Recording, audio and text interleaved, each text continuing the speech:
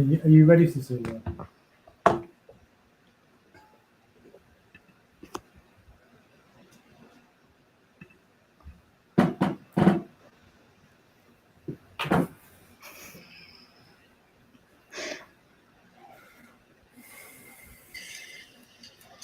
Hello. What should I drink of choice? I've got tea. Normal tea. No, it's a Genmaicha. What? It's a green tea. Hmm. Let me just stretching. Ready?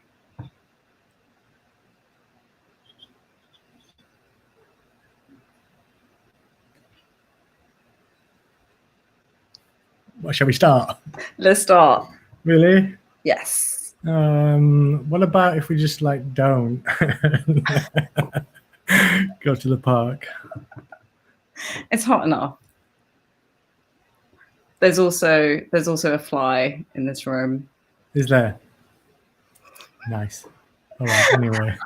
Okay, right. So, hello. It's a huge privilege to welcome you to the first episode of With For About 2020. And it's the 5th edition of the Heart of Glasses annual conference. A special welcome to our viewers watching us live on YouTube and for those who are watching us online on withforabout.com. Hello. Hello, actual audience. Hello, actual audience. Not potential, actual. So thank you for being patient with us in taking the time to get this thing right. Totally. The response to our intentional act of radical postponement has been pretty amazing. So we're just going to explain what will happen in the conference today for anybody that finds that useful. This is the introduction bit. And then both of us will go through the Safer Spaces policy, and James and I will ask each other a couple of questions about what the conference is. 7 films will be shown today. Before each film, we will introduce it, and after each film, Cecilia and I will have a chat about what we've just watched. You can also chat about the films together using the chat function thingy on the right or the left of the YouTube video window. And you can follow along on social media using the hashtag WithForAbout2020. That's for as in like FOR. So hashtag WithForAbout2020. And towards the end of the episode, James and I will ask you a couple of questions to get your feedback.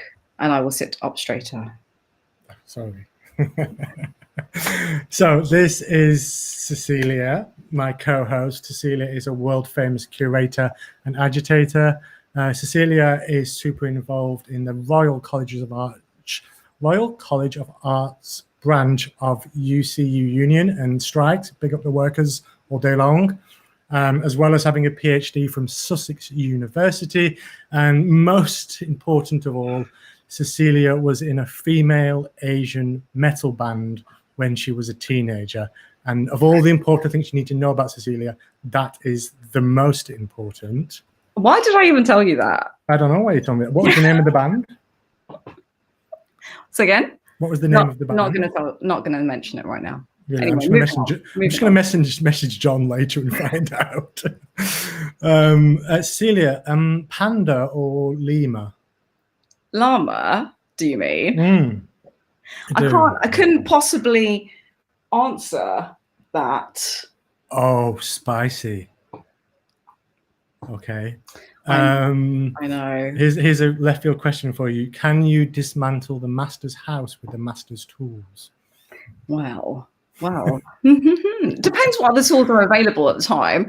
I think that one has to use a multivariant approach to the use of tools and the making of tools. Therefore, use the tools, make other tools, make clandestine tools. So we're good on YouTube. Say again? We're good on YouTube then. Okay. For the time being. We're using the master's tools right now. Once we build the alternative. And how has lockdown been for you so far? Yeah, it's been up and down, I would say. Like I feel really privileged and happy that I've been busy at this time, but it's been overwhelming as well.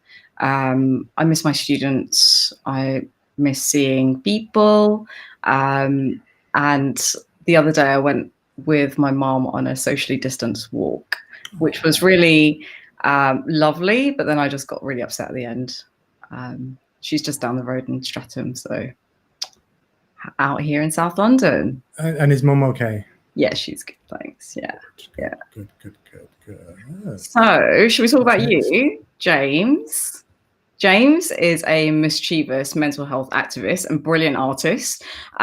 James transformed an empty Argos store into a magical safe space to go mad in St. Helens last year, also working with Heart of Glass. And James says that he trained as an artist in the mental health system, which prepared him perfectly for the live art world. And I met James quite a long time ago. When he was involved in lots of anti-capitalist performative intervention shenanigans, like the UK's version of Reverend Billy, I like to think, a young Reverend Billy. I'll totally take that. So, is there even any point in asking you, cats or dogs? No. How can you prove it? Prove it. Hang on a second. Let's just, without crashing the internet. Oh, what's that? Oh, just behind the bottle. It's the dog. There she is, chilling. Gorgeous. Yeah. Gorgeous. And how's your lockdown been with Doris and the family? Yeah, I mean, I think same as you. Like, it's been emotionally intense. Some real low points. Obviously, my mum had COVID and was very sick, and that was very. I didn't just get in a car and drive up to Durham to go and see her, you know. So that was emotionally very stressful. Obviously, I've just, as you know, I've just become a parent. So we had a baby, and then 2 weeks later we got locked down. So that's been emotionally intense. I've organized, like, the council block I'm in, we've organized the mutual aid group for that group, and there's been some distressing moments with that. But also there's been some really beautiful moments of solidarity and kindness, and, you know, being a parent is like, can be super amazing, and like, yeah, I'm also just really tired, and just like utterly furious with government. Yeah, of course.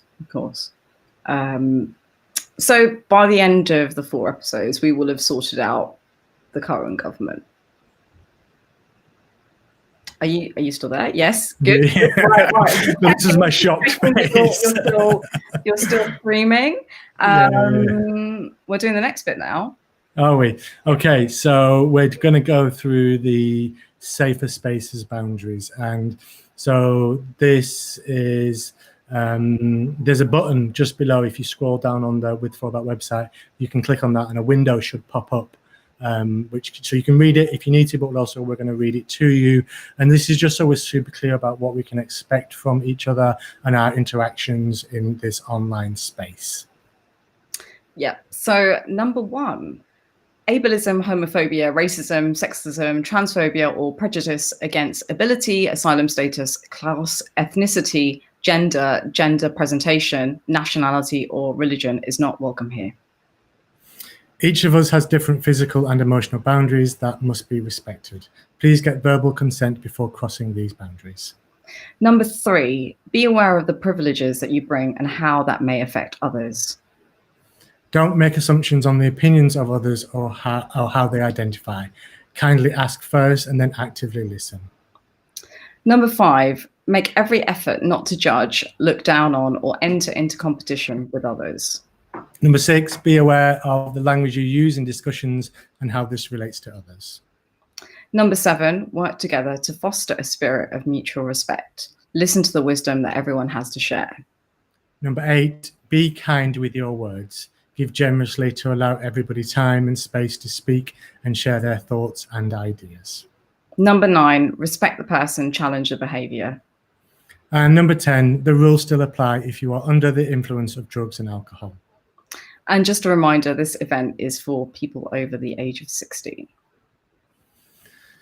Yeah, so this conference is a space for diverse minds and bodies. So take care of yourself as you're listening and watching. And we will do trigger warnings before each piece as required, though there aren't any today. But if you need to step out, get a glass of water, take a pause, you should be able to hit the pause button during the live stream and then catch up on it later. Obviously, the chat will go a bit out of sync. But also if you're like, can't handle it, this will be available later on Friday with the subtitles then. So, and obviously go into the chat and you can reach out to any of the team there if you really need to chat to somebody. Cool. I think we're going to have a little video now, aren't we? Are we? Yeah. Oh, nice. Go, Carl. It's not Carl, is it? Hello everybody and welcome to this year's With For About conference from myself and the whole Heart of Glass team. This is the 5th edition of With For About and our very first online. My name is Emma and I'm Heart of Glass's Criticality producer. For those of you who might not know us so well, Heart of Glass is a social and collaborative arts organisation based in St Helens in Merseyside. Broadly speaking, we support artists and communities to make work together. We are supported by Arts Council England as a member of their Creative People and Places programme and national portfolio. And in our 6 short years of existence, we've been fortunate enough to work with a wide array of artists and communities on a range of cross-art form projects.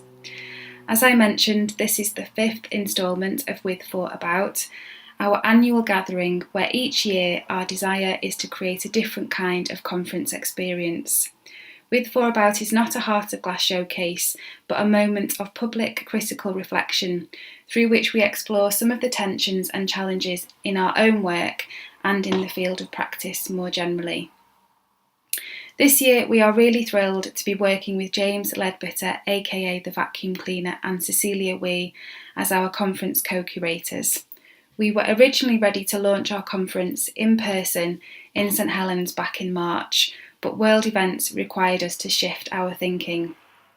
Together with James and Cecilia, we have created this slow, evolving online space with a range of contributors over the next 4 weeks.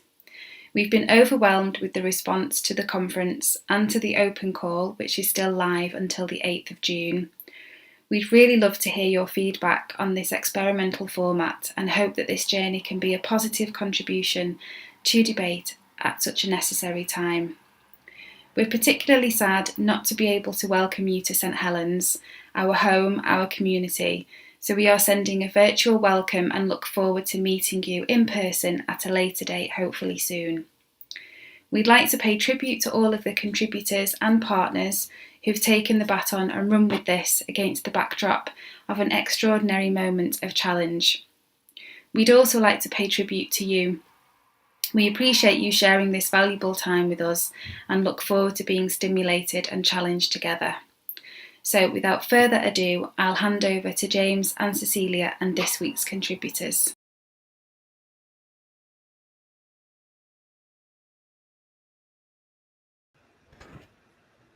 Cecilia? Yes. Why are you still editing the script? Whilst we're live? I like to do a bit of typing, Just picking out all my typos from the text. We're going to do like what this is and how we got here and what is good and what has been problematic in terms of today and the making of this. So, Cecilia, what is this? What a shruggy emoji. Okay, so With For About 2020 is a slow conference for a fast-moving crisis. So as we said before, then this is the first of 4 episodes. So we're going to be here, same time, same place, every Wednesday until the 17th of June. And of course, you can listen and watch back later as well. And what we wanted to do was really to try and center marginalized voices. So we're talking about disabled people, people of color, LGBTQI plus folk, working class folk, and all of those communities who experience structural violence within society's current structures, structural oppression and institutional fragility, to create a generous but also stimulating and also fun place of learning. So that's what we hope to do. So we've got lots of artists and activists and academics, many of whom are from the UK, but also international. So we've got people from Australia, US, Palestine, Ghana, Ireland, China, Uganda, Germany, Korea, and also here in the UK. And I'm presenting this from my home. I think James is in his studio. There's probably going to be kids in the garden at some point or other, but also at the mercy of the internet wherever we are residing. So there might be glitches or there might be delays and lags and things like that, but hopefully all will be fine. And we're going to be here. I think the episode is about 1 hour and 45 minutes. So there's about an hour and a half left of material to get through. Cool. So how did this conference come about? So this version of the With For About conference is, oh goodness, what is going on? Hair malfunction. This version of the conference. So firstly, we kind of curated a conference around the themes of disability justice and Mad Pride and radical models of support and allyship. And then lockdown happened and we couldn't do it. But a lot of those kind of foundation themes and experiences still felt really valid during this time that we're all going through. So we quickly reformatted the conference, and I threw out this idea of like a slow conference. I got you, Cecilia, involved as like a buddy to co-curate, because, you know, like, who knew, like, I might get COVID, I might have a mental health breakdown. So having this buddy system where we're supporting each other and one person can step in when the other person's not available, yeah, so we had these good foundations, and then we just kind of thought, let's open this up to people that are oppressed and are marginalized and find out how they are surviving. It's a big thing. I'm really fascinated by that, about survival strategies, because it's been so important for me in my personal life, and something I've always had to like come up against is like, on a day-to-day level, how am I surviving? How am I getting through today? So that framework is what we've done, and we've tried to make it global, as you've mentioned, because there's so much knowledge out there outside of the UK. Did I answer that question for you? Yes, you did. Thank you very much. That's all right.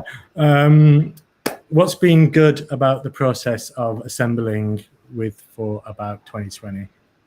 I think co-curating this with you has definitely been that's been great about this process. I think it's been really important. And also like the response that we've got from all of the contributors, just people like getting in touch, as well as the partners, like all the support and all of the generosity. And it's been a real pleasure and privilege to learn about all this work that's going on around the world. So that's, you know, just having the time and having the kind of capacity and the remit to put this together has been really amazing. Yeah.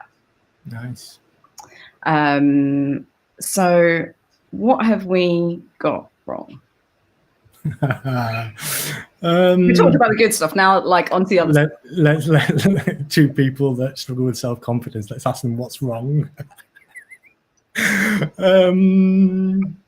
So firstly, like, there are voices missing in the program. 100% we need to reach out to a whole range of people, like people from South America.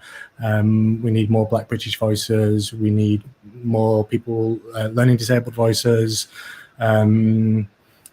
Yeah, so like we could go all day listing like in terms of making this a holistic thing to represent everybody, yeah, like we haven't got that right.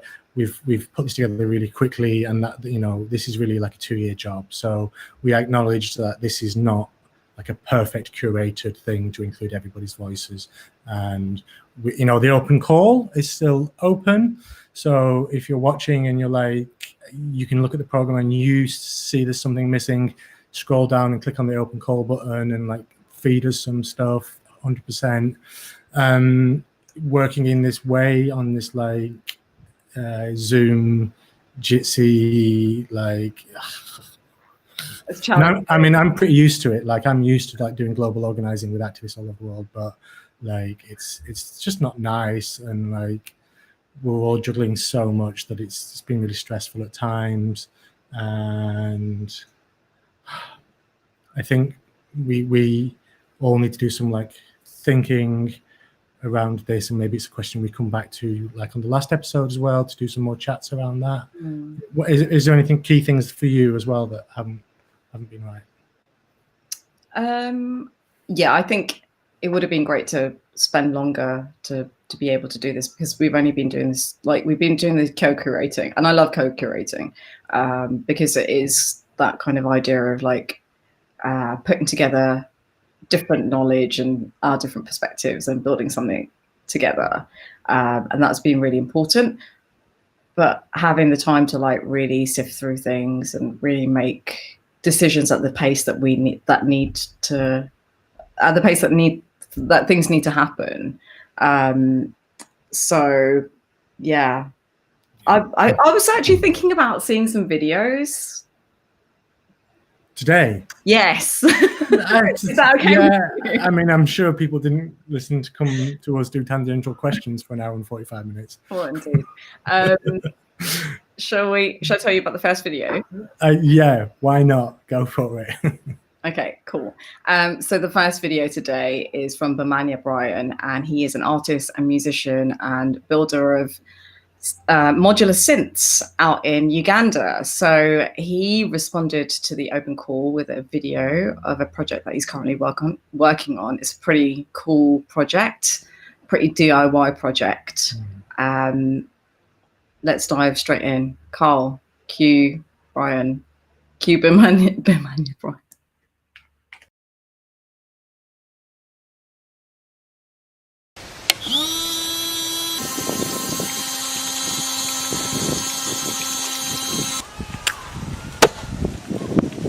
Well, today is the 4th of April 2020. Don't mind the phone because it's how I'm recording the audio. I'm recording this from Uganda. Many of you know that's where I come from. That is home. I'm recording this from home. And I'm doing a different style of video today because of the prevailing circumstances in not just here but the whole world. But today we have 48 cases of COVID-19. Pretty much the country has been locked down for 2 weeks. Public transport, private transport, apart from emergency services. And this time I've been working on something different. And let me show you something. So I've been working on something different, something interesting that you might find interesting. Come with me. Not this little dog which is having a nap. Yeah, but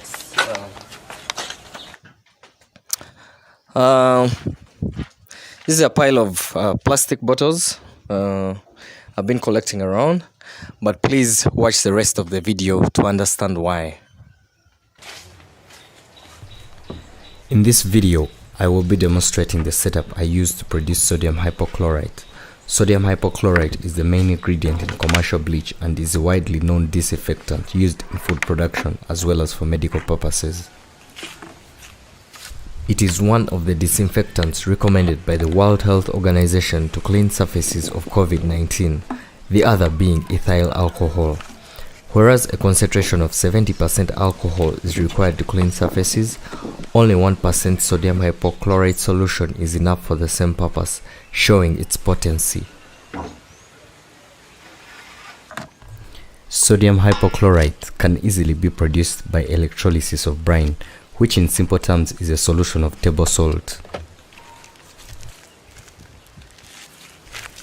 The chlorine ions need to be greater than 25% of the mass of the solution in order to produce chlorine gas at the anode and not oxygen. So I measure out an appropriate amount of salt and mix it with water. I then feed this solution into an electrolytic cell made of 2 plastic bottles glued together. In my setup, I use a voltage of 12 and a current of over 2 amperes. A higher current speeds up the reaction, but it also generates a lot of heat which eventually boils the solution.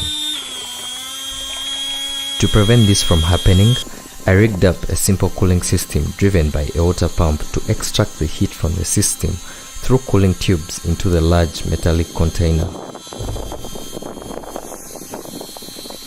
During electrolysis, hydrogen gas is produced at the negatively charged cathode and chlorine gas is produced at the positively charged anode. A series of other reactions happen that involve sodium hydroxide combining with chlorine gas to eventually produce sodium hypochlorite. But since I am not a chemist nor find pleasure in complicated balanced equations, I will leave it at that. For demonstration purposes, I attach a plastic bag to collect the hydrogen.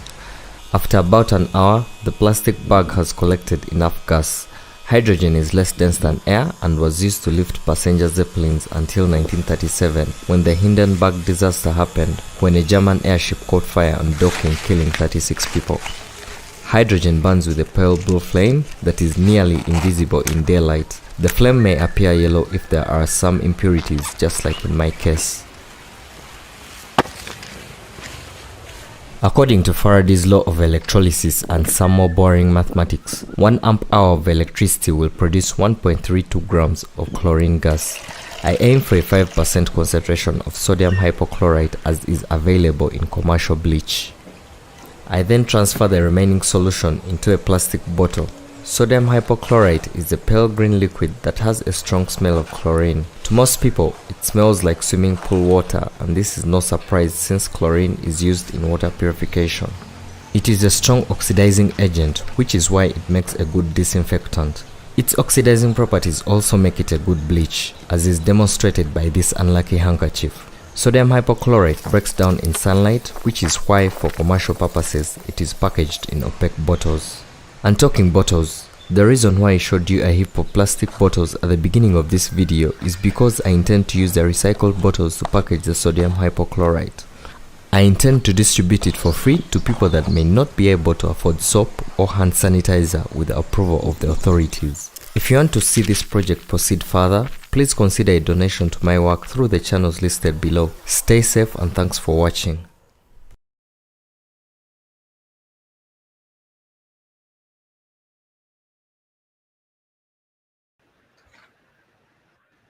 Such a great project. So good. So good. That was Love it. Romania Brian. He's in the chat on in the YouTube channel. So people who are watching around the world, say hello to Afro Rack. That's his musician name.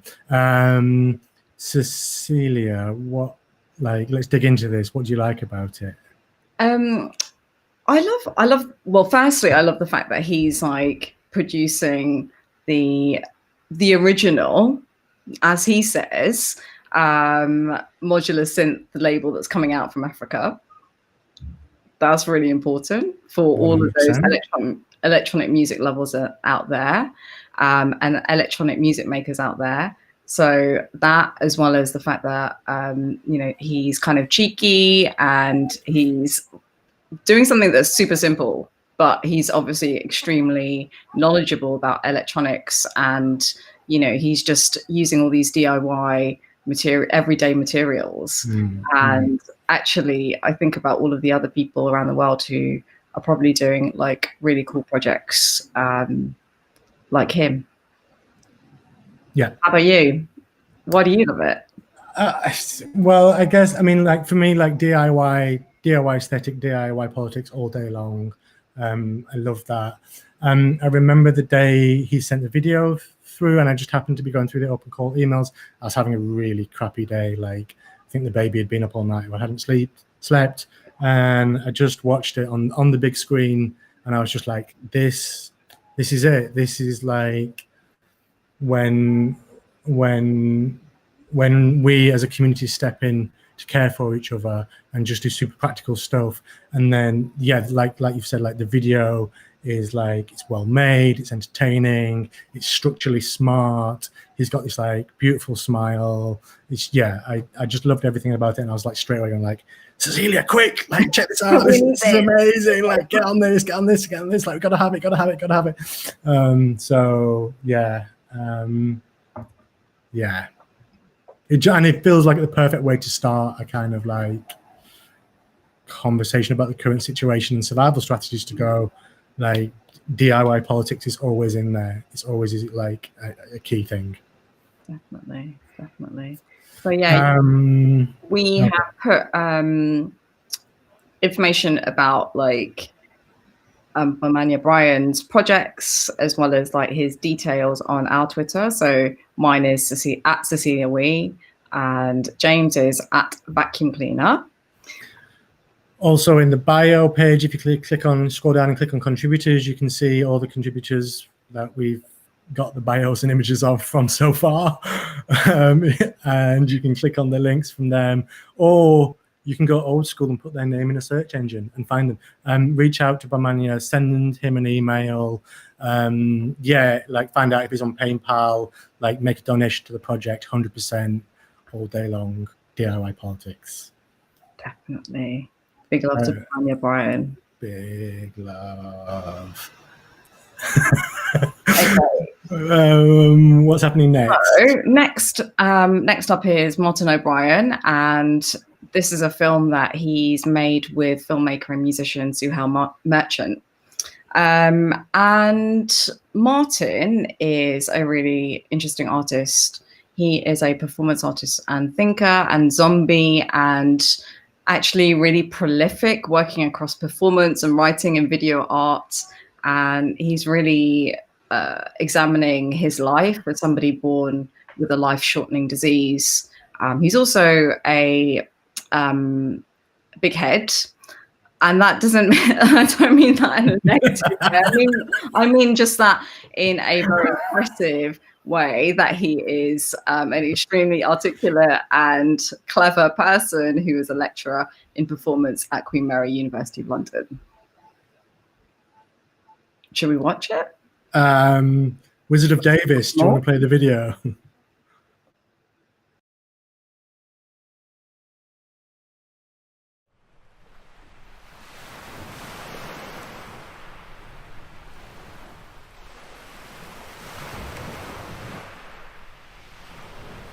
My artist's studio is full of coffins at the moment.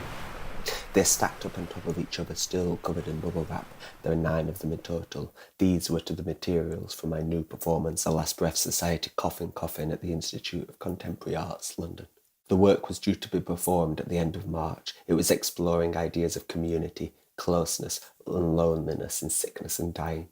This work couldn't happen, but seems more relevant now than ever has been. A few weeks ago, as the new pandemic ravaged through the world, I called a friend who was involved in the performance to let her know that it was cancelled. The first thing she said to me was, "Martin, it's like the whole world has caught CF." I was diagnosed with CF, or cystic fibrosis, when I was 6 weeks old.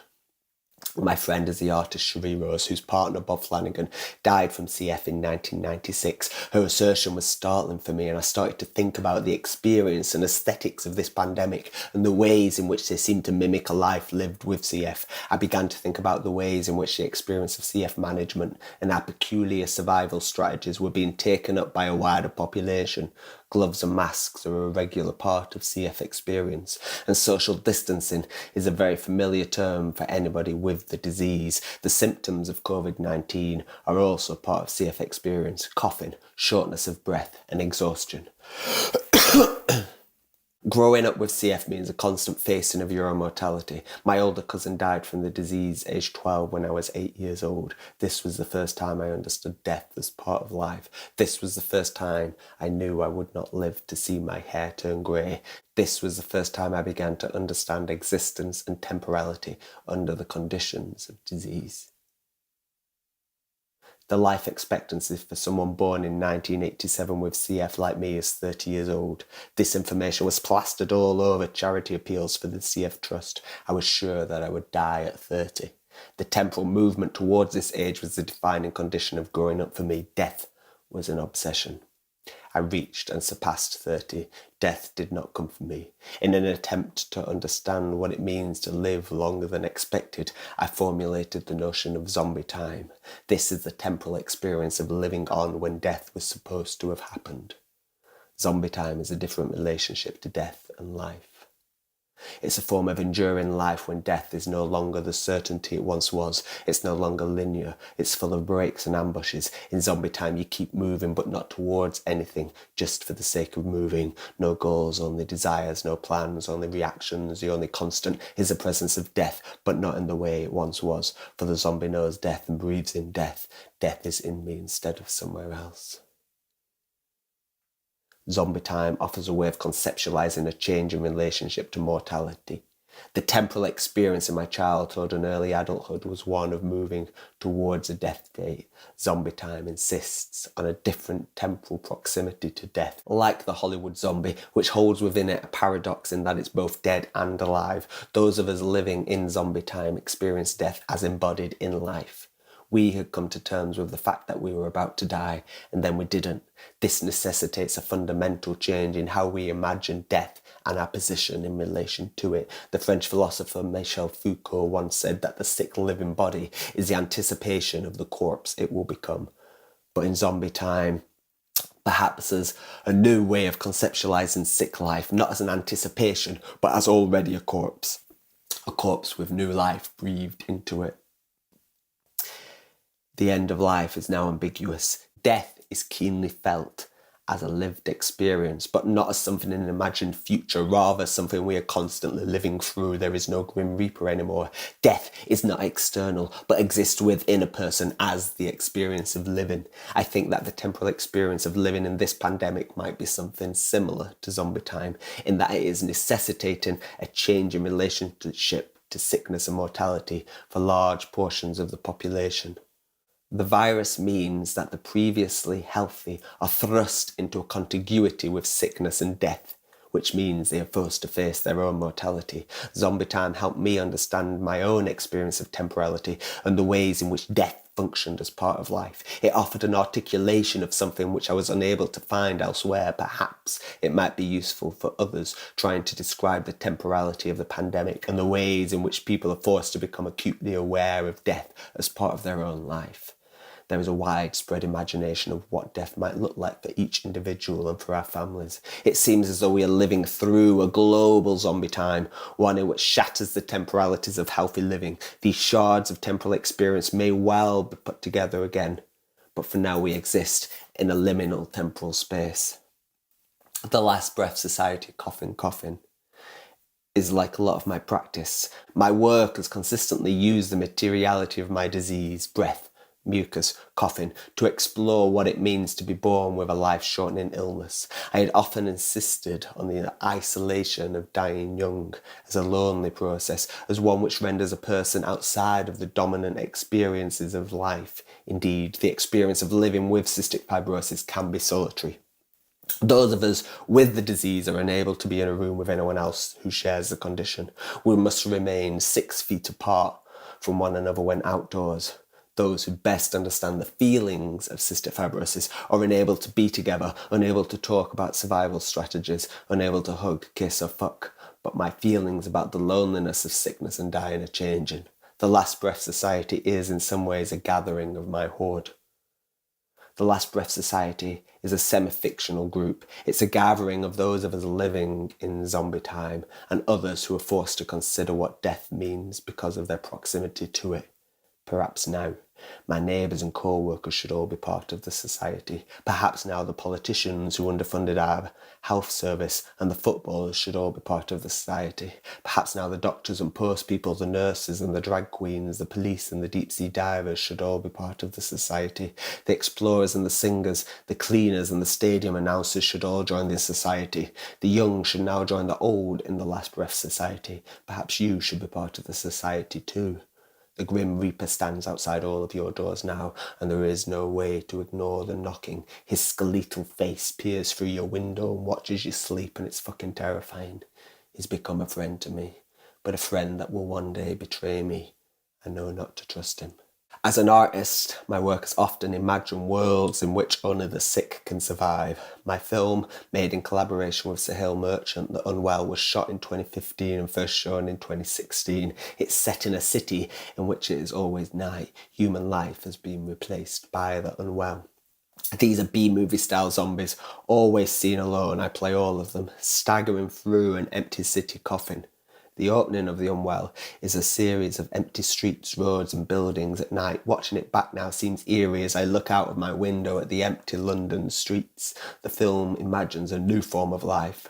We never see how the city becomes overrun by zombies, just the aftermath. As such, very little happens. The film uses the aesthetics of a dystopian apocalypse. Now though, as we enter into a strange shattering and reforming of our everyday, the figures in the film might be read as a standing in for all of us who exist in zombie time.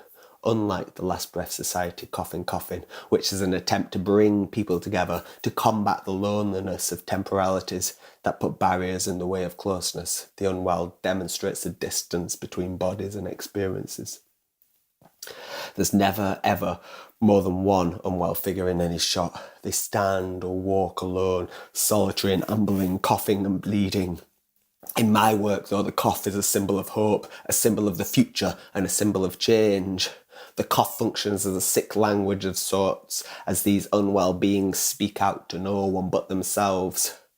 The coughs become a soundscape of the city, ringing out through the night. In essence, this is the enduring image of zombie time, the lonely figure coughing, afraid of infecting others or making life worse for themselves. As someone with CF, I've coughed all my life. Although my regular coughing fits have often caused worry in public places, never so much as during the beginnings of the spread of COVID-19 in London. As one of the most common symptoms of COVID-19, a focus on the cough has become one of the enduring legacies of the pandemic. Simon Bailey suggests that the cough is a creature voiced. For Stephen Connor, the cough is voice coerced by breath. And for David Applebaum, the cough is the detonation of voice. But for me, if the cough is a kind of detonation of voice, it's equally the forceful establishment of a different voice, one which does not adhere to language, the voice of illness. The cough interrupts. It's something that cannot be contained and demands its right to be heard. It functions as a disordering of the voice and of the breath. Zombie time is constantly ruptured by the excessiveness of coughing fits. They function as a marker of sickness. The cough, something to be avoided, as it reminds us of the potential of death within life. The sound of the cough seems to initiate our deepest bodily identification. It's as if the cough speaks directly to the flesh of others like a warning siren, triggering bodily memories of illness. Somehow, in the sound of the cough lies the memory of death. The cough is an opening into zombie time. It ruptures our stable temporal experiences and thrusts us into the peculiar shadow temporality of zombie time. For someone with CF, the cough has always been a marker of identity. I can recognise a CF cough anywhere, the raspy, moist, phlegm-filled sound which vibrates through the floor. The cough of another CF sufferer has a strange impact, a sense of shared experience with another, but also fear. This cough has the potential to make me very ill. But now, in the zombie time of COVID-19, the cough represents the virus and acts as a reminder of mortality, not just for the cougher, but for all who hear it too. The cough is now synonymous with the virus. It's a reminder of the dangers of the outdoors, of surfaces, and, more significantly, the dangers of other humans. Your own death is potentially in the lungs of another. The cougher holds your mortality in their chest, and you hold theirs in yours. In the Last Breath Society Coffin Coffin, which we're still waiting to perform, people will enter into a dark space. The opening image will be a series of coffins closed, laying on the ground. From within them, the sound of coughing emerges. The coffins are sealed shut and the bodies are inside. In this instance, though, the cough serves as a confirmation of life. The corpse does not cough after all. If the coughing body acts as a memento mori, it also acts as a reminder of breath and of life. The Last Breath Society is about coming together to remember we will all die, but it's also a celebration of life, a defiant gathering for the sake of survival. In both CF and in the time of COVID-19, closeness is prohibited. Over the last 20 years or so, research into cross-infection in CF has meant that I should avoid anyone else with the disease. All cultural representations of CF have focused on this aspect of the illness in recent years. There's an episode of Grey's Anatomy based on a patient with CF. He's a young man who comes into hospital for a lung transplant. The doctors soon discover his girlfriend also has cystic fibrosis. The doctors say he's committing suicide and they will not perform the lung transplant unless he and his girlfriend break up, as he would be wasting the lungs. In 2019, Hollywood did cystic fibrosis with the film 5 Feet Apart. It's the story of two CF sufferers who fall in love. They break the 6 feet apart all times rule by stealing a foot. These two examples are soppy, romantic versions of sickness, and the tragedy of separation plays so well into the Hollywood trope of forbidden love. However, they do highlight something significant. The characters in these two fictions are looking for connection with someone like them. The disease prevents them from having a physical relationship. Remembering my childhood, before the cross-infection was discovered, playing with the other children with CF in the hospital reminds me of the comfort of being around other people that understand. The implication of our inability to be together is that within our violent CF coughs, there exists the potential for harm towards another. On our fingers, even in our breath, there exists dangerous bacteria which might make someone else ill or even shorten their life. In staying away, we are helping someone else, but also helping ourselves. Physical closeness is craved but dangerous. This can be extended to understand our current situation. We long to be together with friends and loved ones, but that closeness that we desire is not simply a danger to ourselves, but to a whole population battling to survive a pandemic. Now the position of the Last Breath Society seems significant. How can we be together when we clearly cannot be together?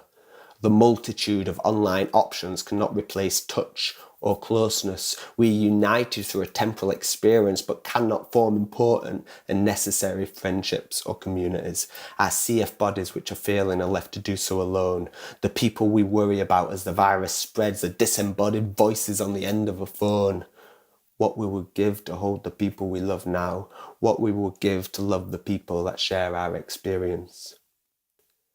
The zombie time of COVID-19 as well as CF frames the other as a danger, as a carrier of your death. It also imposes upon you the responsibility of other people's lives. That's the impossibility of closeness in times of infection. The shattering of temporal experience means that zombie time is defined in relation to our own mortalities and the place of others in this. Inherent within the makeup of zombie time is a need for survival, to continue. The zombie is driven only by the desire to survive both as an individual and a species. The zombie knows nothing but desire for human flesh. It bites in order to feed, and this produces more zombies. Zombie time is living with death inside you, and that's what we're all doing now. So, welcome to the Last Breath Society, a place where we can all decay together.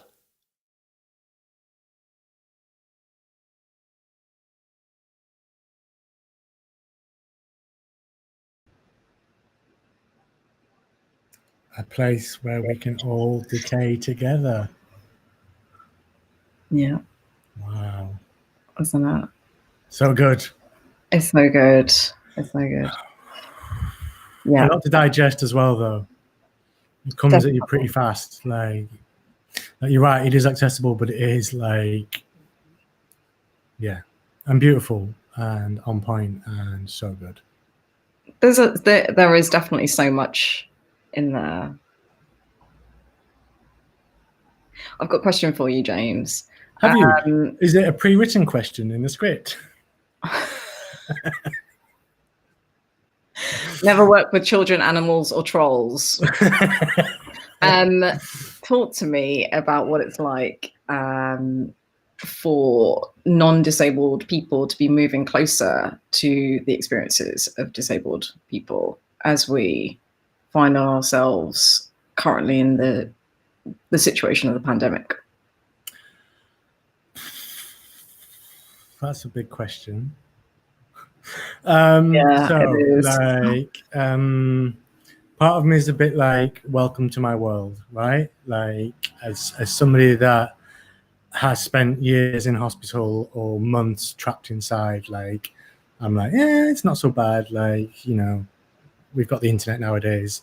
Like, yeah. So but also like I get like a bit annoyed about this, we're all in this together. Like that's a bit of a like annoying narrative around like we're all in lockdown together, but we're not all disabled people in lockdown together, or people of color, or you know, other There's experiences lots of together. inequalities. Exactly. There's lots of inequalities, and they're all being heightened by the current situation. Yeah, exactly. So like living with as a disabled person during lockdown is like, it makes your impairments or the disabling nature of society even more of a challenge, and like to readjust your access requirements is like a whole new thing, a whole new bit of labor that you've done. And you can like, if you search, Jess Tom has done some writing, Tourette's Hero, Google that. They've done like a whole blog about the amount of labor they've had to go through as a disabled person during lockdown.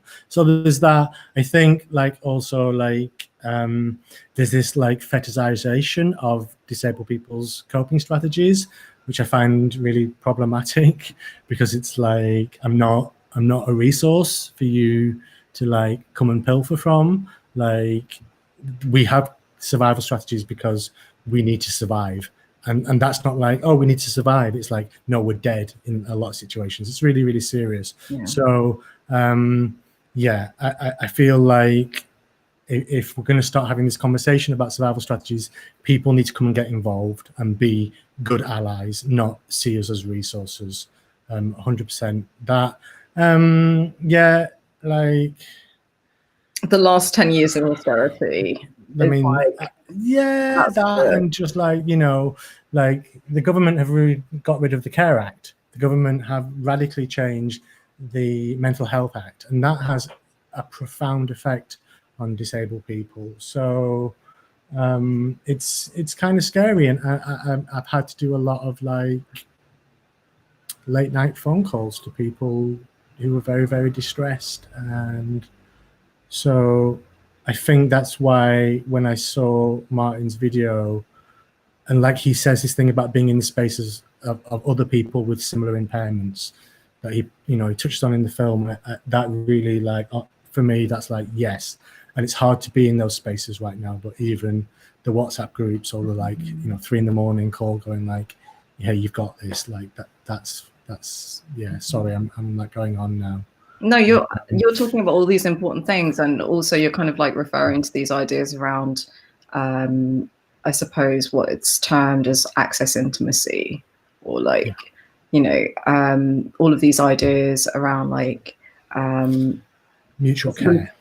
Mutual care, yeah, totally, mutual care, and disability justice, actually, and thinking about disability justice as something that's alongside racial justice, and alongside like justice for trans folk, and things like that. So we've tried to compile some resources. You have, let's call it, you've done that work. On disability justice, as well as other kind of readings and little podcasts and videos and tools. So there's a really nice kind of reference to disability justice that's written by Patty Byrne on the SINS Invalid website, and it talks about like the leadership of the most impacted, rather than thinking about the leadership of the, you know, to think about the leadership of the most impacted, rather than yeah, as you said it, fetishization of the most oppressed. Yeah. So please check out those resources. They're all in our reading and viewing list, which is on the website. on a button down below. Wow, spicy. So I know that you have a story about Martin.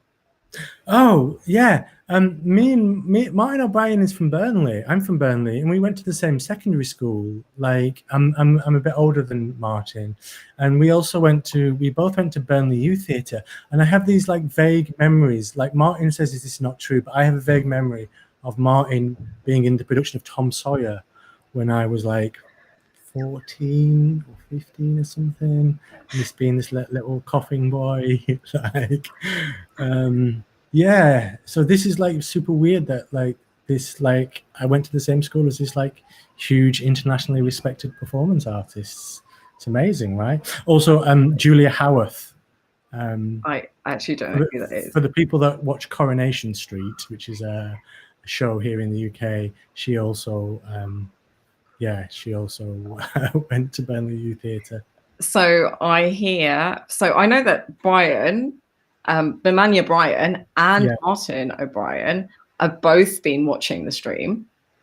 And Martin says that there's going to be a written version of the piece that he created for our festival.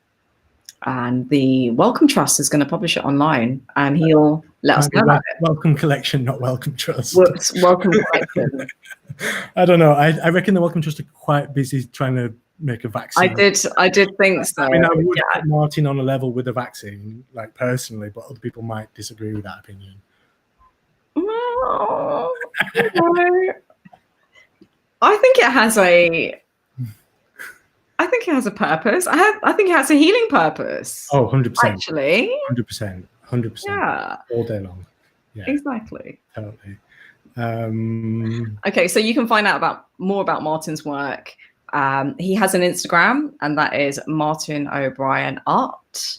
And if you need to check exactly how to spell that and a bit more about his work, then you can find it on our website on the contributors page, with4about.com. Wizard of Davis, can we see the next film, please?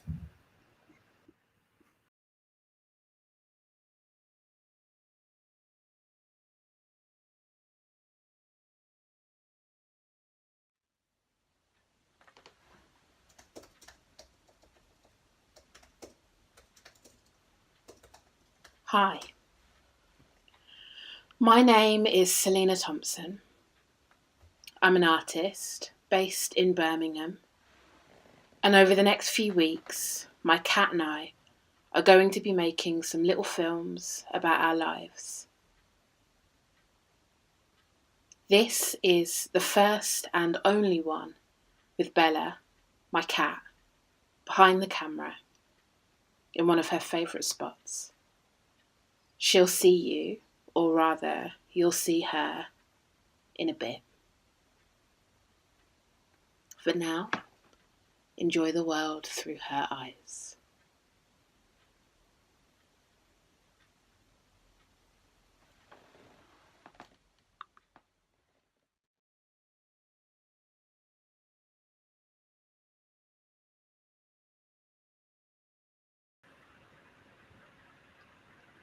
Bella. And Selena. But Bella. And Selena. 100%. So for those people that don't know, Selena Thompson is a internationally respected, world famous artist, writer and theatre maker who makes intimate, political, participatory, beautiful, stunning work. It's like super provocative, and it like connects just stories that we need to know more about. And it's unafraid. And it's provocative yet powerful, and also gentle and beautiful and subtle sometimes, and you don't even know what it's doing sometimes. And Bella is Selena's cat, or Selena is Bella's human. as is the way it might be. How did you, well, so tell me, so you had the idea of approaching yes, James, you had the idea of getting Bella on stage on the big screen. On the big screen. How did this come about? So I put together like a few programs before, and I would always approach Selena because she's just on point all the time. And just before lockdown, Selena put on her Twitter feed that she wasn't going to be like posting any political stuff or anything like that. She was just going to be sharing pictures of her cat on Instagram. And I was like, yeah, I like that idea. And like I've been following the cat content on the Instagram, and I was like, oh, I really don't want to ask Selena to do something really hardcore because maybe she's just trying to cope right now. But I'm just going to reach out to her. And then I was like, maybe like I'm enjoying the cat content. Maybe we can just extend that a little bit further. So I called her and I was like, hey, Selena, do you want to make some films about your cat? And she was like, yes, 100%. I want to do that. Like, that's one of the best commissions I've ever had.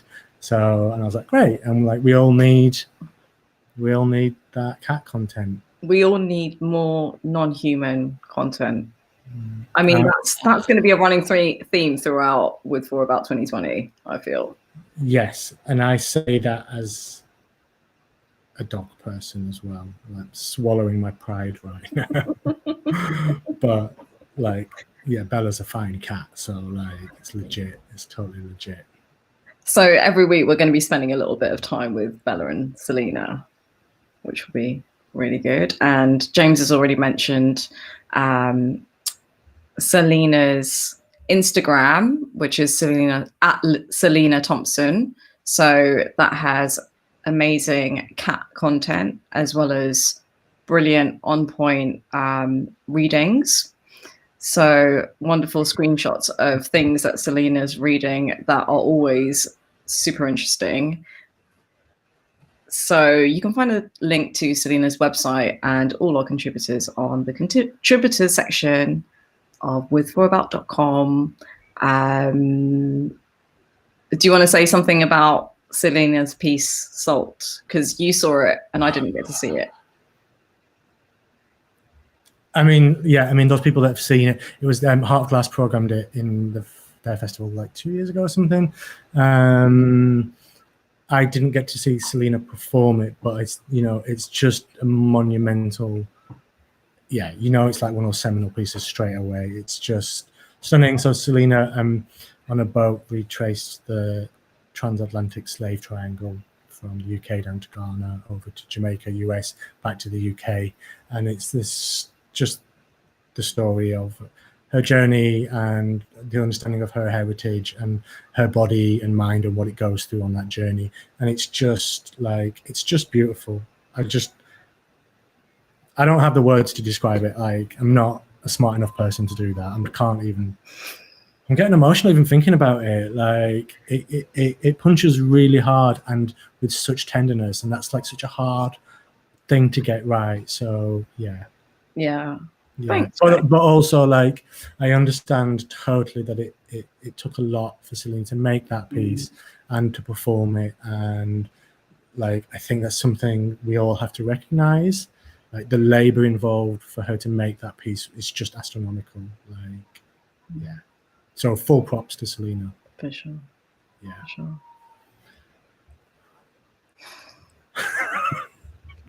I didn't actually expect that, did you?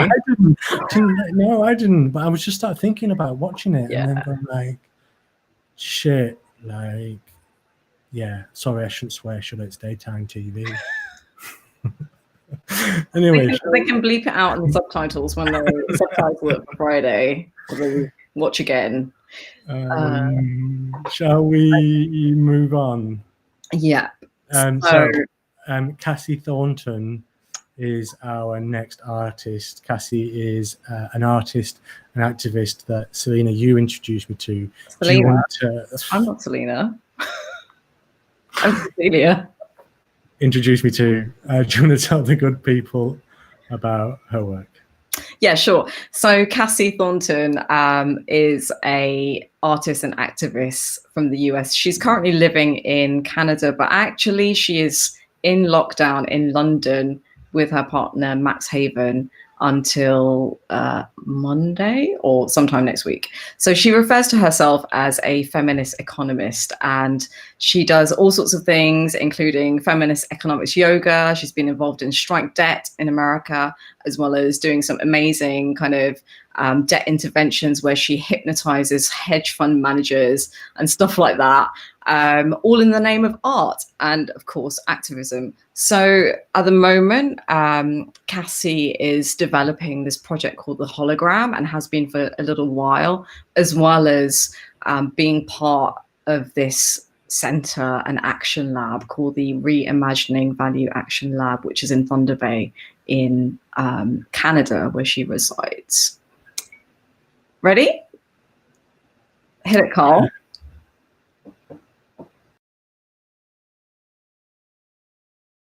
Hi, my name is Cassie. I'm the current light worker in charge of the Hologram.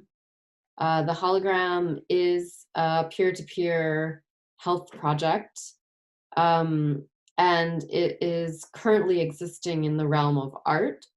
At some point, it will become a social practice that lives through the people who practice it. It is for all of us nobodies who don't want the things that our forefathers have offered us, whether that's property or wealth or status or control or power. The hologram is a system for experiencing interdependence, interlocking health, and for preparing to use the present and coming crises as opportunities to cease being normal while we become what we always were, a cooperative species. This project has been happening for at least 4 years. We don't know how many people are practicing it. It has been embraced and transformed by many groups and individuals. I'm going to start the story with going to Greece and learning about the social solidarity clinics that were happening in the midst of the financial crisis that was also a refugee crisis. I was living in Oakland, California at the time. In Greece, many doctors, as many of you I'm sure know, doctors, nurses, masseuses, dentists, psychologists, therapists, began to volunteer and produce completely free medical clinics all over Greece. And at one point, I believe that there were 60 of them. They were often in squatted buildings, and some of them were run by anarchists, by assembly. And specifically, there was one clinic and group of people who were interested in questioning and challenging the hierarchies implicit in medical care. And this group that I became interested in and also acquainted with was called the Group for a Different Medicine.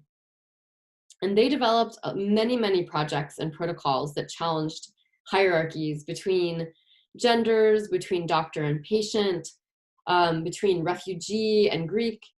But ultimately, they worked on one project called the integrative model that I became really fascinated by. It felt so brand new and completely ancient at once.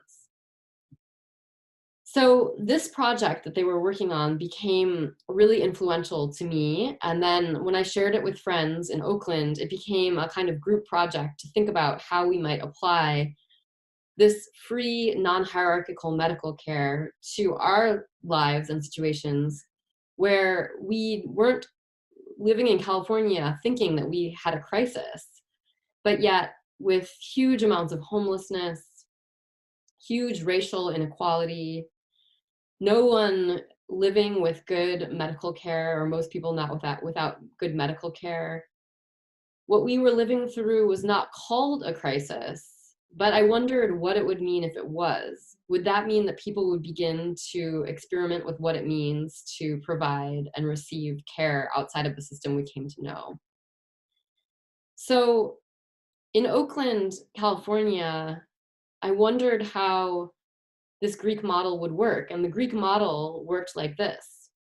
When a new patient would enter the clinic, they were seen by a medical doctor, a therapist, and a social worker at the same time.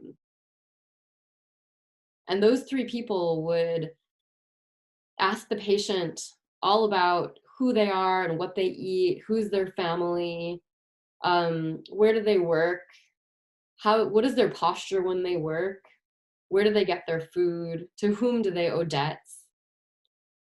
And using these questions, they got to know the whole picture of the person's health.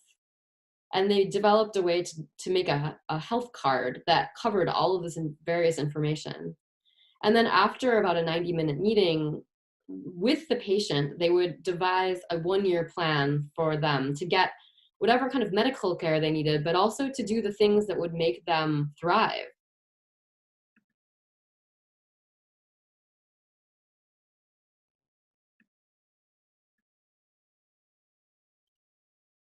So this is the Social Solidarity Clinic of Thessaloniki, which was the first place where the integrative model was practiced. And Froso Morelli is a person that has spent a lot of time with me telling me about how this project works and worked. And she was the person that gave us the word hologram to use, because she said that when she met with a patient with a doctor and a social worker, as a psychologist, she was able to finally see a person in all their dimensions. And so she actually described the project as holographic. So when a person went into the clinic, they were not called a patient, because in Greek, a patient refers to somebody who's weak or sick. Instead, they call people incomers. And like I said, they were seen by a therapist, a social worker who was often just a volunteer, not trained, and a GP. At the time when I discovered it, I was a person without many jobs, no health insurance, no stable housing, and hundreds of thousands of dollars of debt. I had no access to therapy. I would use my friends as my social workers. And I had liability insurance, which means that I could go to the hospital if I got hit by a car on my bike, but probably not before that. I was definitely not the only one. And I feel that now more than ever, I'm definitely one of many. So the question then, as it is now, is a different medicine possible? Can we do this without experts? Can we do this without space? Can we do this without money? Can we do this without stability? Can we do this when we're all a little sick?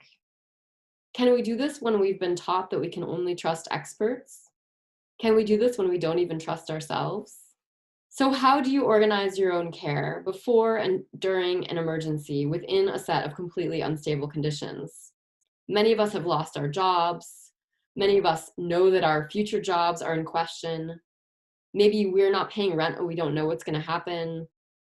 And maybe we're comfortable, but we're surrounded by people who are not. So back in 2016, I invited a group of people together who were working as activists and artists and healers.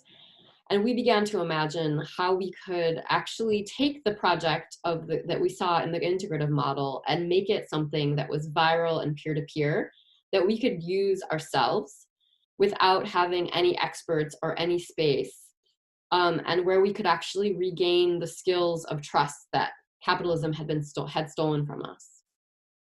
So our idea was that we could have a person who plays the role of the patient here, who's called the hologram, who receives attention and care from 3 people who may be friends or acquaintances. And in this model, like the Greeks, we were really trying to see the person who's receiving attention as an expert and as a teacher, because needing support or care or being able to share one's vulnerabilities is a superpower in this culture. And the goal of the project is that the hologram eventually never has to make big decisions alone. The 3 people who are looking after the hologram become a living medical record. They hold the information, the stories, the emergency contact numbers, but they know what makes the hologram healthy. and they live with that. And that might mean that they take notes, but it also might mean that they do other things in order to help them sort of remember and pay attention to the long-term story of the hologram's health. Some of the aspects of the relationship may include co-research. So imagine that the hologram suddenly is told by a new doctor that she needs to get surgery. And it's an expensive surgery, and it means she has to reorganize her whole life in order to make it happen. What if you had 3 people that understood your situation in life and could help you do the research necessary to know if that was actually the right idea? And this doesn't have to just be about a surgery. It could be about a cross-country move, moving in with a partner. It could be about a job.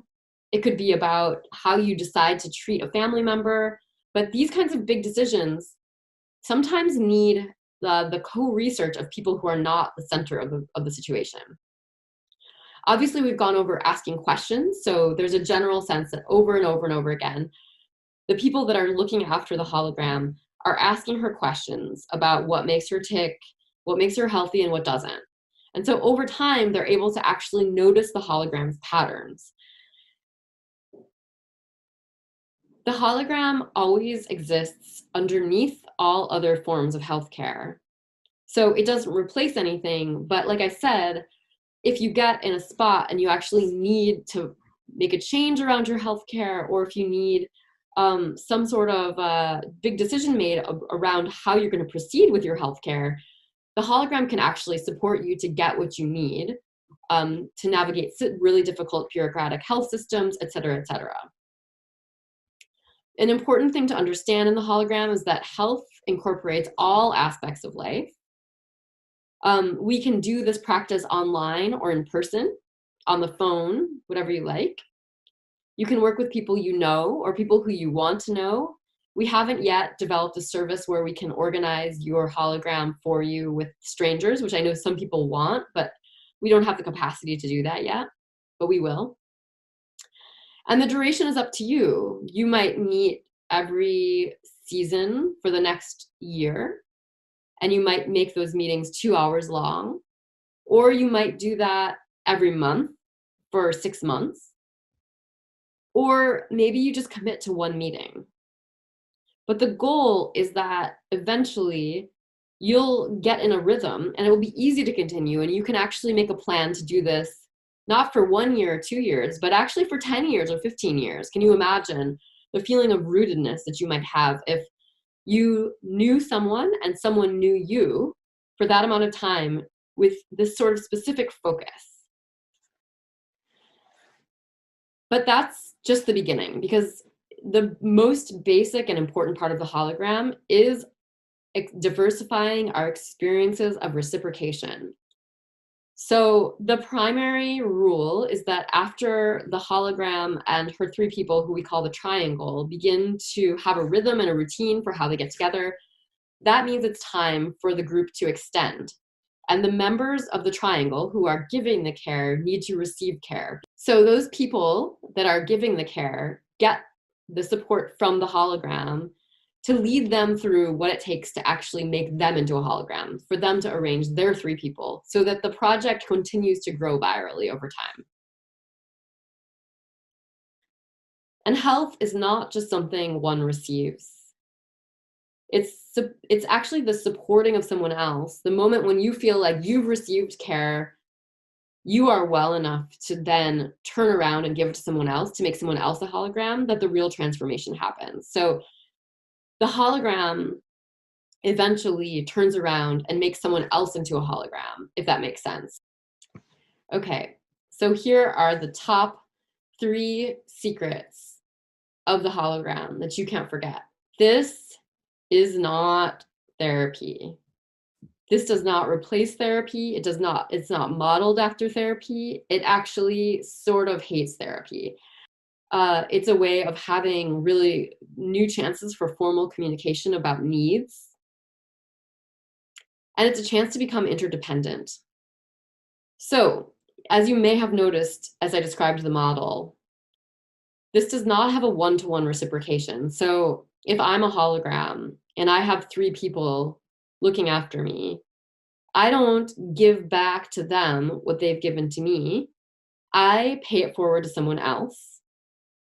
And I make sure that the people that are supporting me are supported. And it's more about creating an experience where reciprocation is flowing through a community, that health is moving because it's moving through people and it's not going back and forth one-to-one. So it's not modeling the sort of transactional experience that we mostly experience in capitalism, where someone gives us this life-giving service or medicine and we have to come back at them with something of equal value. It's just not about that sort of transactional tit-for-tat experience. It's something completely different. This is like a training ground for having post-capitalist experiences.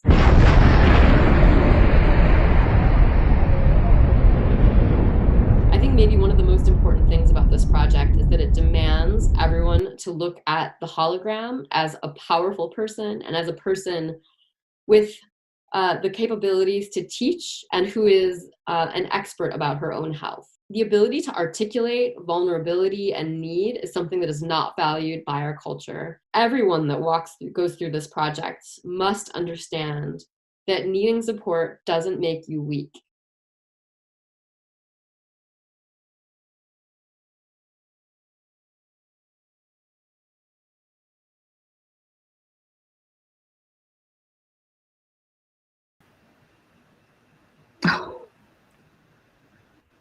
It's Doris. Is Doris taking over from your hosting duties, James? Yeah, she's better at it than me. I can't hear you. Can you not? Can you now? Go on, go on. I can hear you now. I can hear you now. I love that project. I love it so much. I love it so much. I don't really know where to start, really, to unpack it. I love, so Cassie's been working with Furtherfield Gallery, as well as doing a couple of other exhibitions and stuff over the last few months. Well, and the project that she has at the moment with Furtherfield Gallery in London is to sort of develop the hologram. And one of the things that I really love about it is that she approaches this question of care from a really fierce perspective, which is always what Cassie does. But that, yeah, as she says, it's about this idea of reciprocation and really, I guess, resisting this idea of the capitalist idea of scaling up and a capitalist idea of growth, and instead figuring out how to do that in a really organic and careful, as in a way that's full of care, and yes, a way that kind of like structures and processes and gives us time to kind of like think about and support each other and our experiences. And just this, in some ways it seems maybe quite simple to some people, but actually I feel like this is the structures that we really need at this time. Yeah, 100%, because so Cassie's in lockdown in London, as you mentioned earlier, and she's actually just around the corner from my flat. So we've actually met up in the park a few times and walked around and had some chats. And obviously, because you introduced me to her work, I really wanted to drill down into what it was. And we talked a lot about what is required to navigate formal healthcare systems. What is it like as a person of color or as a disabled person or whatever, to like, how do we navigate those systems when they can feel very alien to us?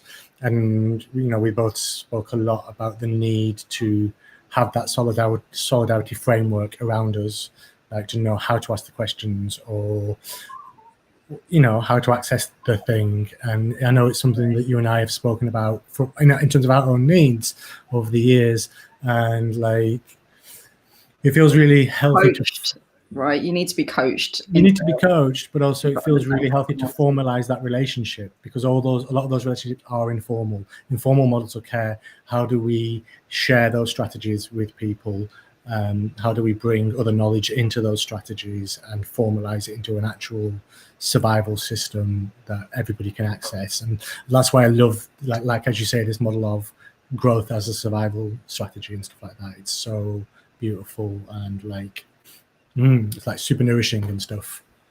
It's like cake and chips and a salad. It's good, and it's got like the good stuff, but also the nourishing stuff, and also like the yum yum. That's my like super deep academic take on Cassie Thornton's work. You can tell I left school at like 18 or whatever, can't you? Stop it. So if you want to join Cassie and a group of other good folk, then you can sign up to Cassie's mailing list, well, the Holograms mailing list, and that's at thehologram.xyz. And you'll be able to find a link to that on the YouTube chat as well as on our website on the contributors page. So also on our website is a link to Reimagine Value, which is the podcast that Cassie does with her partner Max as directors of Reimagining Value Action Lab. So it's a super interesting podcast about like economics as well as resistance and politics and artistic practice and all of that stuff. I've just been listening to it, and actually one of the things that they touch on a lot is like the imagination and the ability to imagine something other, and how we imagine, and the limitations of imagination in a capitalist system, and how we get caught in that web and how we break out of it as well. It's like super good, and it's accessible. It's not like super hardcore academic, so I really liked it. Cool. So check it out. It's on our reading and viewing list. So next up, we've got a contribution and a call to action from Migrants in Culture. So in case you don't know about Migrants in Culture are a network of migrants who work in culture as well as their allies. And they've been doing loads and loads of research on the hostile environment and how this kind of political framework stigmatizes and problematizes migrants within the cultural sector and people who are profiled as migrants. So they have a new project that they're working on, which they're launching right here with us. Do I need to say it again? Because there's like, what's that weird noise? There's a kid on a little moped outside my window. All right, okay. Driving through the park. Probably running away from the feds, so fair enough, he's got to survive. Yeah. Okay, so yes, they're launching a new project right here, right now, and it's called the Culture New Deal. Shall we just... Let's watch it. Yeah.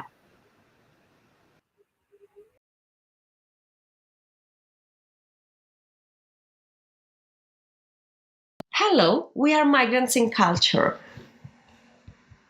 We are a group of migrant cultural workers organizing for a cultural sector that is accountable to migrants, people of color, and all others being impacted by the government's hostile environment policy. In the beginning, we met up to share our experiences of being tokens of internationalism or diversity, of paying taxes but being unable to vote, of going through the limbo and hefty wallet of immigration law, of navigating the lack of legal, financial, and emotional support at work, of negotiating a sector that uses migrant stories but doesn't fight for migrants' rights, of recognizing that art and culture alongside our hospitals, schools, and streets is also a hostile environment. We decided to do a survey to find out how the government's hostile environment policy impacts on the cultural sector. We found out that 90% of us working in culture are fearful or angry, that 65% of us are thinking about immigration policy daily or weekly, that 79% of migrants say that they are not supporting their places of work or study, that 59% of senior management, governance, and human resources lack knowledge around immigration policies, and that 25% of us are considering leaving the country. This doesn't make for good culture. Our colleagues at Migrants Organize said to us, "You work in culture, make me a new culture." And we began to exercise our imagination of the cultural sector not as a hostile environment, but as a solidarity environment for migrants and people of color.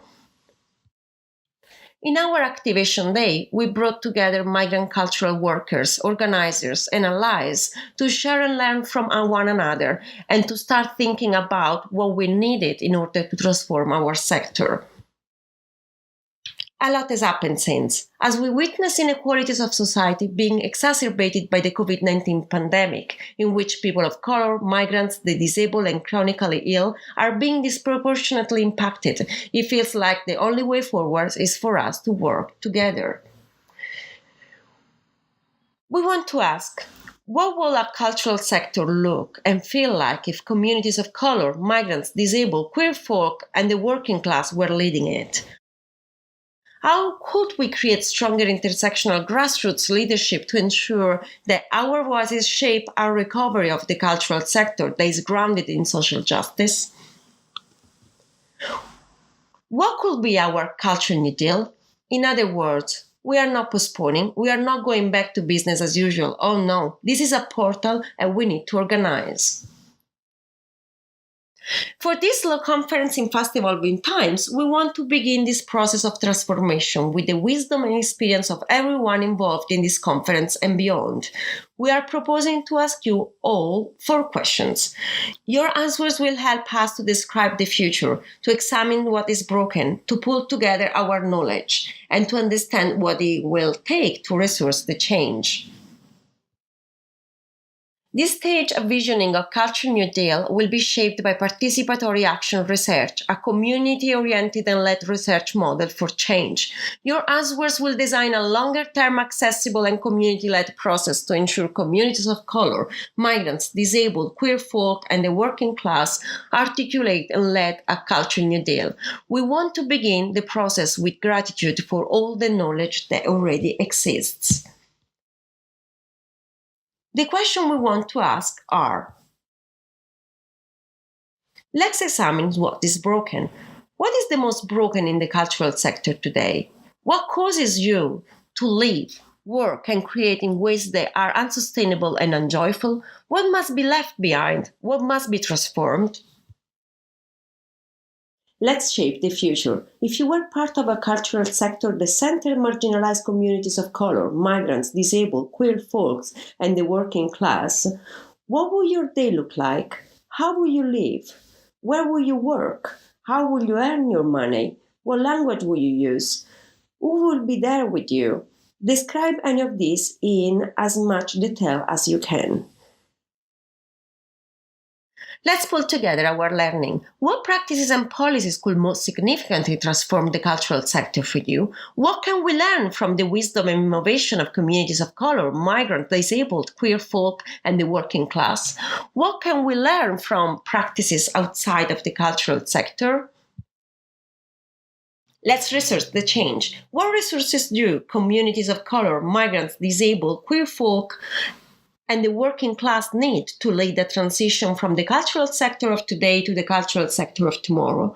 What support, resources, networks, and advocacy enables us to shape that transformation? Contribute your answers on our Rise Up pod. The link will be posted in our video descriptions and on our Instagram and Twitter. Use hashtag CND. Culture New Deal to share. You can also mail us a voice note, drawing, or video. We will be back at the end of the conference to share your collective answers and to talk about what next. Thank you for taking part in creating a Culture New Deal.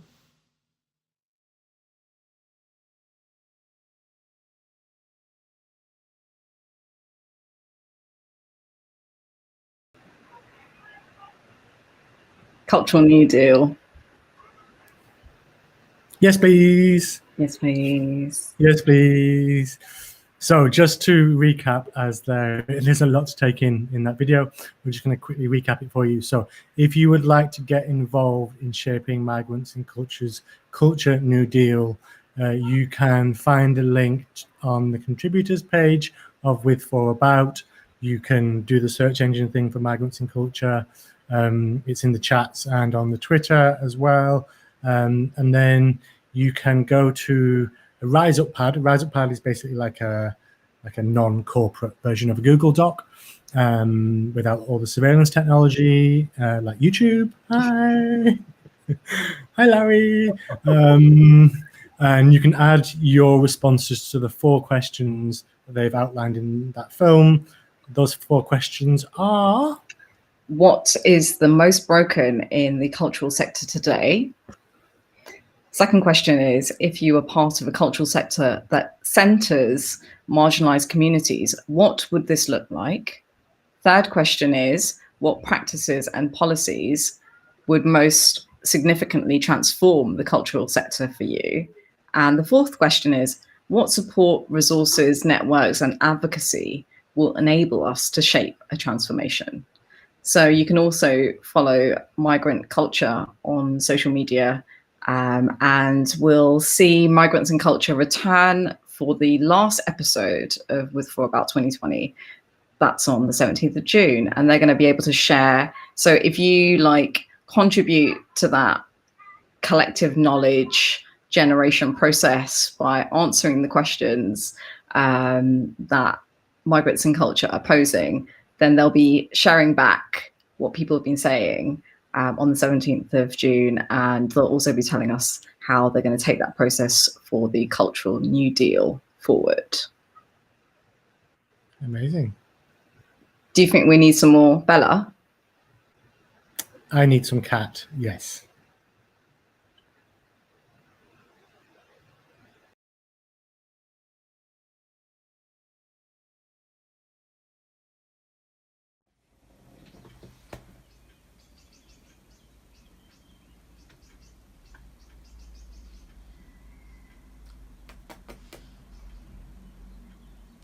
Bella.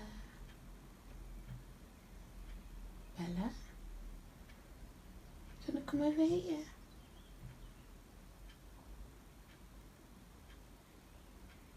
It's okay if you don't.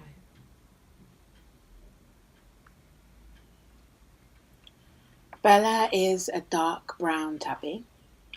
She weighs about 3 kilograms. She'll be 4 in August. She's a Virgo, like Beyonce.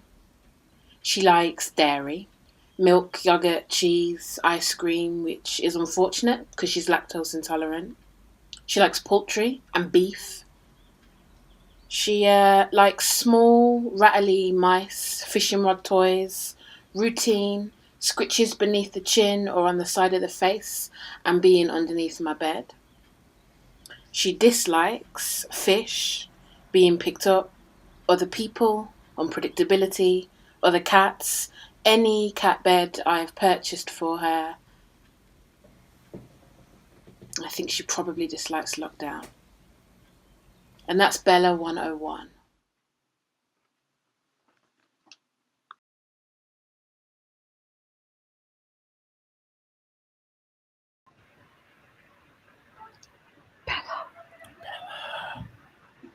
Bella, come here. I just always feel like Bella's so far away. I just need Bella to come closer to me. Hey, I mean, if you can drive to Durham, I'm sure you can drive up to Brum and Very true. Very Yeah. true. Just knock on Selena's door. Excuse me, can I just go and get the cat? Yeah. I mean, I'm lending out my dog quite a bit at the moment, so you've got to share the love. Very Selena, true. I know you're watching. We're coming for your cat, babes.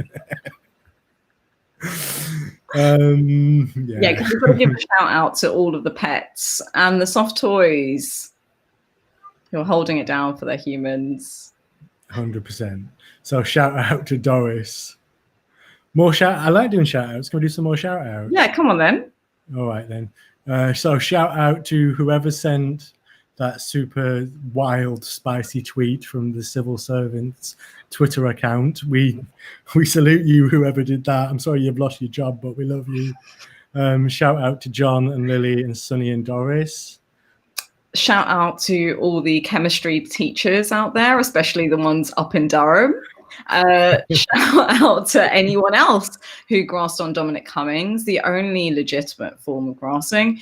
And of course, shout out to all of our contributors, to Bemania Bryan, to Martin O'Brien, to Bella the Cat and Selena Thompson, to Cassie Thornton, to Migrants in Culture, and also to Sinhao Cheng, who's our final contributor for the day. I think we should also do some shout outs for some of the contributors we're going to be featuring over the next few weeks, and particularly the ones that we've confirmed recently. Go. Shout out to Jamal Gerard, shout out to Hwai Young and Youngju Kim, shout out to Bobby Baker, shout out to No White Saviors, shout out to Zawasi Myers Clark, and shout out to Dr. Emma Young, who is currently working in an A&E department in London. So shout out to all the health workers. Shout out to all the health workers. All the love for those people. So we're just going to show you one more film, but we would love you to send us some thoughts. Once the next film is finished, you can scroll down and click the share your thoughts button and put your answers into those boxes. So yeah, thanks for watching today and for being a great audience with us. We've got 2 questions that we'd like you to answer and tell us about, like, give us some feedback and give us your responses. Okay, so the first question is, what do you need from culture during this COVID-19 period? And equally as important is the second question, which is, what are your favorite cute animal videos on YouTube? So you can comment on the share your thoughts section of our website with4about.com, and we'll be posting these thoughts up online as well as talking about them next week. And we will pick the best cute animal video. And if you scroll all the way down to the bottom, you'll see there's our favorite video. If yours is the best, yours will be replaced in that button next week. So don't say you can't contribute to this digital space, because that is the most important way in which you can contribute. Absolutely. Right? Yeah. Okay, so to play out, we've got Sinhao Cheng, and Sinhao got in touch with us via the open call and has sent us this beautiful proposal. So Sinhao is an artist who currently is living and working in Kunming in Yunnan in China, and he got a PhD in chemistry from Peking University. So he's another extremely clever person as well as a brilliant artist. And we watch his films and his actions, and what we're about to watch is a piece that he made especially for us for With4About 2020.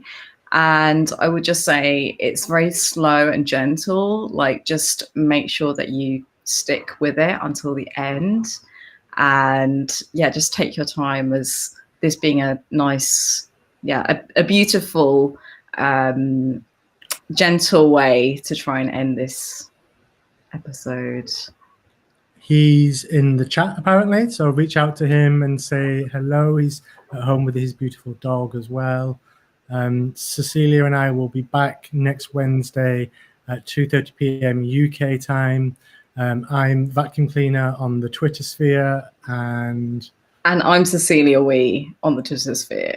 And you can tag us with, the tag is hashtag With4About 2020. And tell your friends about with4about.com. big love. Big rage. See you next week. Is there anything else, James? No, let's do an awkward Zoom goodbye. Oh, okay. Yeah, thanks, Carl. We're going to play out with Sinhao.